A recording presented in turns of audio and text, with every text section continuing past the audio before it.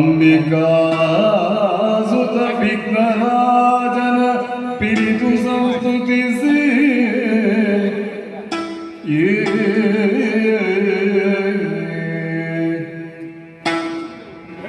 ಅಂಬುನಿಧಿಯ ಆತ್ಮನಿಗೆ ಕೈ ಮುಗಿದು ಅಂಬುಜಾಸಲವಾಣಿಯರ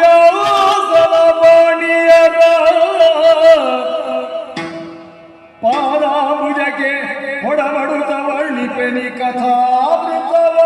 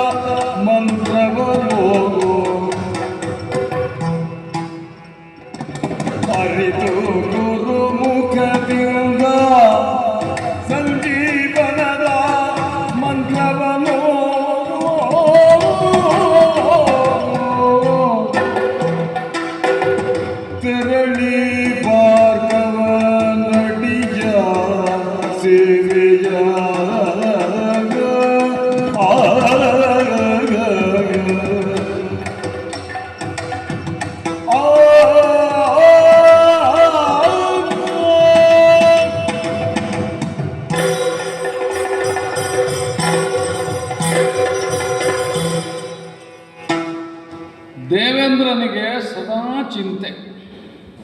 ಹೌದು, ನೋಡುವವರಿಗೆ ಕಾಣುತ್ತದೆ ಸಮಸ್ತ ಭೋಗ ಭಾಗ್ಯಗಳಿಂದ ಆವೃತನಾಗಿ ಸುಖವನ್ನು ಆನಂದವನ್ನು ನಿರಂತರವಾಗಿ ಹೊಂದಬೇಕಾಗಿದ್ದ ದೇವೇಂದ್ರ ಚಿಂತಾಕ್ರಾಂತನೇ ಎಂಬುದು ಒಂದು ಆಶ್ಚರ್ಯದ ವಿಷಯವೇ. ಕೆಳಗೆ ನಿಂತು ನೋಡುವವರಿಗೆ ಮೇಲಿದ್ದವರೆಲ್ಲ ಸುಖವಾಗಿದ್ದಾರೆ ಅಂತಲೇ ಕಾಣುವುದು. ಅವರು ಅನುಭವಿಸುತ್ತಿರುವ ಸಂಕಟವೇನು, ಅವರ ಚಿಂತೆ ಏನು, ಅದನ್ನು ಅವರೇ ಬಲ್ಲದಲ್ಲದೆ ಉಳಿದವರ ಆಡುವುದಕ್ಕುಂಟೆ, ತಿಳಿಯುವುದಕ್ಕುಂಟೆ. ಹಾಗಾದರೆ ಏನು ದೇವೇಂದ್ರನ ಚಿಂತೆ? ದೇವಾಸುರ ಸಂಗ್ರಾಮವೆಂಬುದು ಬಹುಕಾಲದಿಂದ ನಡೆಯುತ್ತಲೇ ಬಂದ ಸಂಘರ್ಷ. ಸದ್ಯಕ್ಕೆ ನಿಲ್ಲುವುದಕ್ಕಿಲ್ಲ, ಯಾವ ಪಕ್ಷವೂ ಪರಾಜಿತವಾಗುವುದಕ್ಕೂ ಇಲ್ಲ. ದೇವೇಂದ್ರನನ್ನು ಕಾಡ್ತಾ ಇರುವುದು ಅದೇ ಚಿಂತೆ. ಯಾವಾಗ ನೋಡಿದರೂ ಅಸುರರು ಆಕ್ರಮಣವನ್ನು ಮಾಡ್ತಾರೆ. ಯುದ್ಧದಲ್ಲಿ ನಮ್ಮನ್ನು ಸೋಲಿಸಿ ಅಲ್ಲ, ಅವರು ಸೋತ ಏನೋ ಒಂದು ಇತ್ಯರ್ಥವಾಗ್ತದೆ, ಅಲ್ಲಿಗೆ ಮುಗಿಯಿತು ಅಂತ ಕೇಳಿದರೆ ಮುಗಿಯಲಿಲ್ಲ, ಮತ್ತೆ ರಾಕ್ಷಸರ ಬಲವರ್ಧನೆ ಆಗ್ತದೆ, ಮೇಲೆ ಬೀಳ್ತಾರೆ. ರಾಕ್ಷಸರು ಪದೇ ಪದೇ ಪದೇ ಹೀಗೆ ಮೇಲೆ ಬೀಳುವಲ್ಲಿ, ಆಕ್ರಮಣ ಬುದ್ಧಿಯನ್ನು ತೋರಿಸುವಲ್ಲಿ ಅವರಿಗೆ ಒದಗಿದಂತಹ ಶಕ್ತಿ ಯಾವುದು? ಇದನ್ನು ಚಿಂತಿಸಿ ಚಿಂತಿಸಿ ಕೊನೆಗೆ ನಮ್ಮ ತಂದೆಯವರಾದ ಆಚಾರ್ಯ ಬೃಹಸ್ಪತಿಗಳಲ್ಲಿ ತನ್ನ ಚಿಂತೆಯ ಕಾರಣವನ್ನು ನಿವೇದಿಸಿಕೊಂಡ. ಆಗ ನಮ್ಮಪ್ಪ ಹೇಳಿದರು, ಅದಕ್ಕೆ ಕಾರಣ ಒಂದೇ, ರಾಕ್ಷಸರು ಯುದ್ಧದಲ್ಲಿ ಸತ್ರು ಮತ್ತೆ ಬದುಕಿ ಬರ್ತಾರೆ. ಹೊಸ ಹೊಸ ರಾಕ್ಷಸ ಸಂತಾನ ಹುಟ್ಟುತ್ತಾ ಇರ್ತದೆ. ಹುಟ್ಟಿದವರು ಸಾಯುವುದೇ ಇಲ್ಲ. ಹಾಗಾದರೆ ಸಂಖ್ಯಾವೃದ್ಧಿ ಆಗಲೇಬೇಕಲ್ಲ. ದೇವತೆಗಳಿಗಿಂತ ಸಂಖ್ಯೆಯಲ್ಲಿ ಹೆಚ್ಚಾಗಿ ದೇಹಶಕ್ತಿಯಲ್ಲಿಯೂ ಪ್ರಬಲರಾಗಿ ಸ್ವರ್ಗವನ್ನು ಆಕ್ರಮಿಸುವುದಕ್ಕೆ ಕಾರಣವಾಗಿರುವುದು ಈ ಮತ್ತೆ ಬದುಕುವುದಕ್ಕೆ ಕಾರಣವಾಗುವ ಒಂದು ದಿವ್ಯ ಶಕ್ತಿ. ಅದೆಲ್ಲಿ ಉಂಟು? ಅದು ರಾಕ್ಷಸರ ಆಚಾರ್ಯನೆನಿಸಿಕೊಂಡ ಶುಕ್ರರಲ್ಲಿ ನಿಕ್ಷಿಪ್ತವಾದ ವಿಶೇಷ ವಿದ್ಯೆ. ಅದಕ್ಕೆ ಮೃತ ಸಂಜೀವಿನಿ ಅಂತ ಹೇಳ್ತಾರೆ. ಹಾಗಾದರೆ ನಮಗೆ ಪರಿಹಾರವೇ ಇಲ್ವೇ ಈ ನಮ್ಮ ಸಂಕಷ್ಟಕ್ಕೆ? ಒಂದು ಪರಿಹಾರವನ್ನು ನಾನು ತೋರಿಸಿಕೊಡ್ತೇನೆ ಅಂತಂದರು ನಮ್ಮಪ್ಪ. ಬೇರೇನೂ ಅಲ್ಲ, ತನ್ನ ಮಗನಾದ ಕಚಕುಮಾರನನ್ನು, ಅರ್ಥಾತ್ ನನ್ನನ್ನು ಆಚಾರ್ಯ ಶುಕ್ರರಲ್ಲಿಗೆ ಕಳುಹಿಕೊಟ್ಟು ಆ ಮೃತ ಸಂಜೀವಿನಿ ವಿದ್ಯೆಯನ್ನು ಸಂಗ್ರಹಿಸುವಂತೆ ಮಾಡಿ ರಾಕ್ಷಸರನ್ನು ನಿಶ್ಶಕ್ತಗೊಳಿಸುವುದಕ್ಕೆ ಸಾಧ್ಯ ಆದೀತು. ಅದು ಹೇಗೆ? ಒಂದು ಸಲ ಆಚಾರ್ಯರು ಅದನ್ನು ಯಾರಿಗಾದರೂ ಉಪದೇಶ ಮಾಡಿದರು, ಮತ್ತು ಆ ವಿದ್ಯೆ ಅವರಲ್ಲಿ ಉಳಿಯುವುದಿಲ್ಲ ಅನ್ನೋದನ್ನು ಕೇಳಿದ್ದೇನೆ. ಆ ಮುಖೇನವಾಗಿ ದೇವತೆಗಳಿಗೆ ಹೊಸ ಶಕ್ತಿ ಬರ್ತದೋ ಇಲ್ಲವೋ, ಆದರೆ ರಾಕ್ಷಸರಲ್ಲಿ ಉಂಟಾದಂತಹ ಈ ಮಂತ್ರಶಕ್ತಿಯ ಪರಿಣಾಮ ಶೂನ್ಯವಾಗ್ತದೆ, ರಾಕ್ಷಸರು ಸೋಲ್ತಾರೆ. ಇದು ಪ್ರಧಾನ ಉದ್ದೇಶ ಇದ್ದದ್ದು. ಅಂತೆಯೇ ನಮ್ಮಪ್ಪಯ್ಯ ನನ್ನನ್ನು ಕರೆದಾಡಿದರು. ಶುಕ್ರಾಚಾರ್ಯರು ಕುರುಜಾಂಗಲ ಪ್ರದೇಶದಲ್ಲಿದ್ದಾರೆ, ಆಶ್ರಮವಾಸಿಗಳಾಗಿ. ಅಲ್ಲಿಗೆ ಹೋಗಿ ವಿದ್ಯಾಸಂಗ್ರಹವನ್ನು ಮಾಡಿಕೊಂಡು ಬರ. ವಿರೋಧಿಗಳಲ್ಲ, ಆದರೆ ಶಿಷ್ಯನಿಗೆ ಬೋಧಿಸುವಲ್ಲಿ ಆಚಾರ್ಯ ಶುಕ್ರರು ಈ ವಿರೋಧವನ್ನು ಮನಸ್ಸಿನಲ್ಲಿಟ್ಟುಕೊಳ್ಳತಕ್ಕವರಲ್ಲ. ಹಾಗಾಗಿ ಹೋಗಿ ಬಾ ಮಗನೇ ಅಂತ ಆಡಿದರು. ವಿದ್ಯಾಸಂಗ್ರಹದ ಉದ್ದೇಶಕ್ಕಾಗಿ ಹೊರಟು ನಿಂತಿದ್ದೇನೆ. ದೇವತೆಗಳ ಉದ್ಧಾರವೇ ನಮಗೆ ಲಕ್ಷ್ಯ. ಹಾಗೆ ಅಂತ ಮನಸ್ಸಿನಲ್ಲಿರುವುದು ಪರಮ ವಿದ್ಯೆಯಾದ ಮೃತ ಸಂಜೀವಿನಿ. ಹಾಗಾದರೆ ವಂಚನೆ ಅಲ್ಲವ? ಇದು ವಂಚನೆ ಅಲ್ಲ ಅನ್ನೋದಕ್ಕೆ ನಮಗೆ ಭರವಸೆ ಬಂದದ್ದು. ನಾನು ಯಾಚಿಸುತ್ತಿರುವುದು ನನ್ನಲ್ಲಿ ಇಲ್ಲದೇ ಇರುವ ವಿದ್ಯೆಯನ್ನು ಕೊಡಿ, ಇದನ್ನೇ ಕೊಡಿ, ಅದನ್ನೇ ಕೊಡಿ ಅಂತ ಕೇಳುವುದಲ್ಲ. ಯಾವಾಗ ನನ್ನಲ್ಲಿ ಪಾತ್ರತ್ವವನ್ನು ಗುರುಗಳು ಕಾಣ್ತಾರೋ ಆಗ ಮೃತ ಸಂಜೀವಿನಿಯನ್ನೂ ಉಪದೇಶ ಮಾಡಿ. ಅದಾದ ಮೇಲೆ ನಮ್ಮ ಸದುದ್ದೇಶವನ್ನು ಸಾಧಿಸಿಕೊಂಡ ಮೇಲೆ ಮತ್ತೆ ಸ್ವರ್ಗಕ್ಕೆ ಮರಳಬೇಕಾದ್ದು ನನಗೆ ಕರ್ತವ್ಯ. ಹೀಗಾಗಿ ಕುರುಜಾಂಗಲ ಪ್ರದೇಶ ಈಗಾಗಲೇ ದೈತ್ಯರಿಂದ ಆವೃತವಾಗಿದೆ, ಅವರ ಆಳ್ವಿಕೆಗೆ ಒಳಪಟ್ಟಿದೆ. ನಮಗಿರುವ ಭರವಸೆ ಆಚಾರ್ಯ ಶುಕ್ರರ ರಕ್ಷಣೆಯೊಂದೇ. ಆದ್ದರಿಂದ ಸ್ವರ್ಗದಿಂದ ಭೂಮಿಗಿಳಿದು ನೇರವಾಗಿ ಕುರುಜಾಂಗಲ ಪ್ರದೇಶದ ಆಚಾರ್ಯ ಶುಕ್ರರ ಆಶ್ರಮದ ಸಾಕ್ತೇವೆ.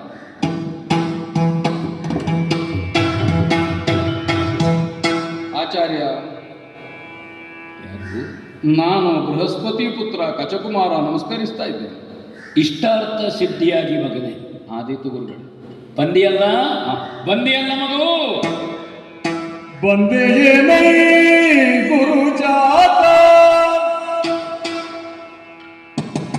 ಮನಗಂಧವನು ತಿರು ಪ್ರಖ್ಯಾತ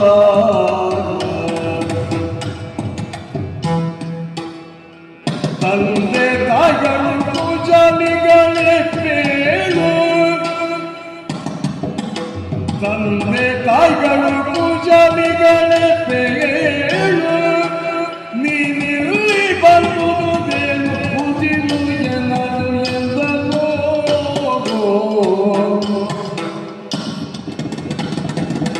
ಬಂದೆಯೇ ಗುರು ಜಾತ ಮನ ಅಂದವನು ತಿರು ಪ್ರಖ್ಯಾತ. ಬಂದೇನೈ ಗುರು ಜಾತ ಗುರು ಜಾತ.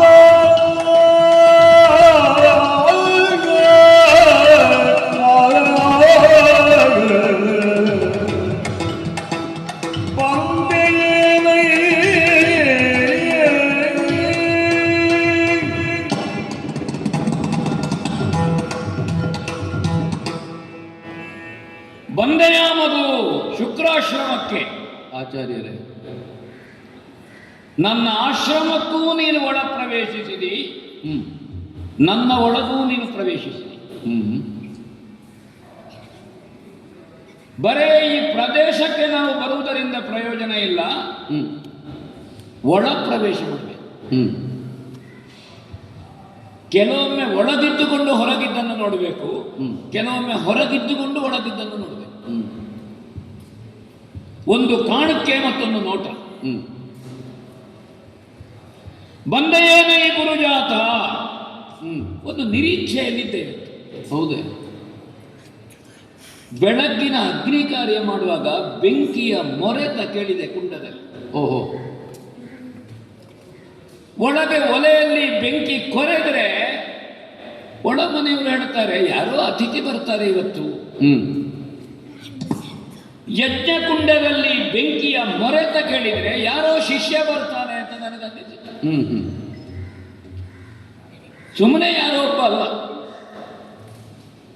ನನ್ನಲ್ಲಿ ಶಿಷ್ಯತ್ವವನ್ನು ಅಪೇಕ್ಷಿಸಿ ಯಾರೋ ಬರ್ತಾ ಇದ್ದಾನೋ. ಓಹೋ. ಬಹಳ ಸಮಯಗಳಿಂದ ನಾನು ನಿರೀಕ್ಷೆಯಲ್ಲಿದ್ದೇನೆ. ಹ್ಮ್. ಕೆಚ್ಚಲಿನಲ್ಲಿರುವ ಹಾಲನ್ನು ಹ್ಮ್. ಆಯಾಯ ಹೊತ್ತಿಗೆ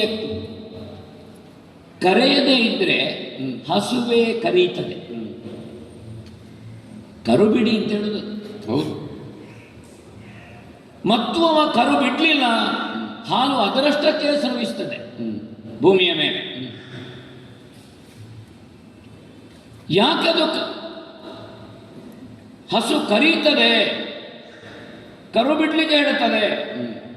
ಕರುವಿಗಾಗಿ ಕೆಚ್ಚಲಿನಲ್ಲಿ ಧರಿಸಿ ನಿಂತಹ ಹಾಲು ಭೂಮಿಗೆ ಬಿದ್ದು ಹೋಗಬಾರದು.